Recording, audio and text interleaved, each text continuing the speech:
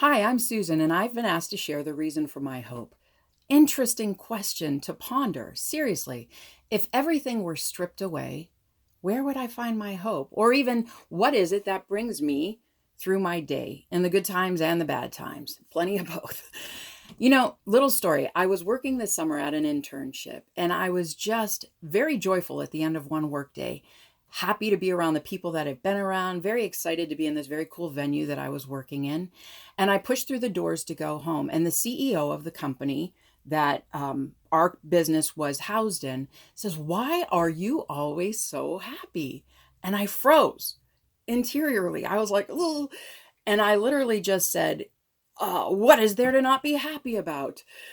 And then I left, kicking myself all the way because I am familiar with the scripture, always be ready to give a reason for your hope.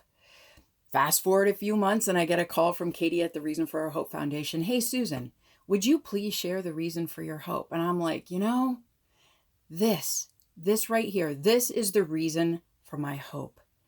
That a God who loves me enough to give me these second chances is a living God, not a God who came to die for us and then leave us. He never leaves nor forsakes us.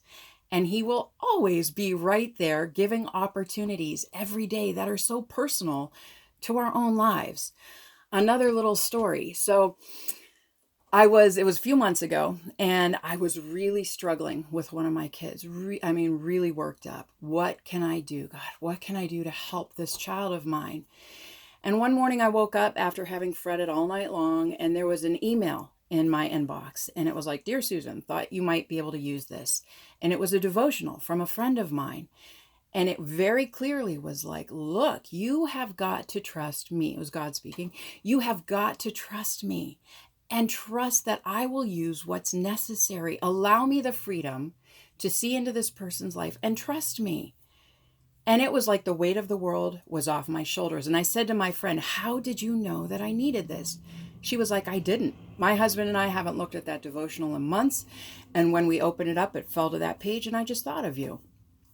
Living God.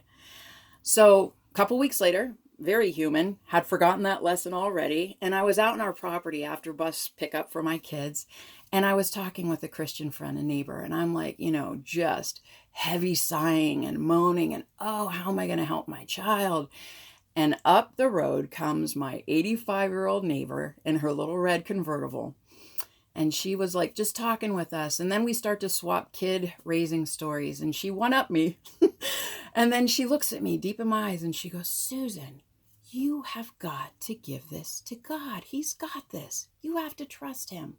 You are carrying the weight of the world on your shoulders." I was amazed. It was the same message in 2 weeks, another do-over. And I looked at her and I said, "How did you know I needed to hear that this morning?" And she goes, "I didn't. I don't ever come this way, but today I just felt like I needed to." She didn't even see us. She just headed that way. And then she pointed to the sky like, "You know why I'm here." And I was amazed. Again, living God. I hope that this encourages you not only to trust that he is very alive and present in your life, but that you would also share these stories with others and encourage them. Share his message of hope. Thank you.